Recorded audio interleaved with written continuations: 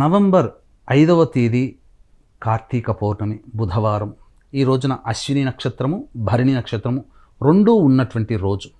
ఈ రోజున సూర్యోదయానికంటే ముందే నిద్రలేచి కాలకృత్యాదులు తీర్చుకొని శివుడికి అభిషేకము లేదా శివుడికి అర్చన లేదా శివ సహస్రనామ పారాయణము, తులసి చెట్టు దగ్గర ఆవునేతితో దీపారాధన చేసి విష్ణు సహస్రనామ పారాయణం చేసి శివాలయానికి చేరుకొని అర్చనాది కార్యక్రమాలు జరుపుకోవాలి.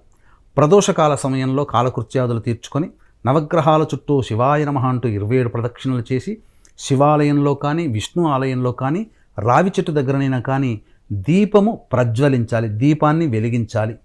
అలాగే అరటి డొప్పలనైనా కానీ లేదా ఏదైనా ఆకు డొప్పలనైనా కానీ పుష్పపు ఒత్తి, బొడ్డు ఒత్తి అంటారు, ఆవు నేతిలో ముంచి ఆ ఒత్తి వెలిగించి తటాకములో, సరస్సులో లేదా నదుల్లో కానీ ఈ యొక్క దీపాన్ని వదలాలి.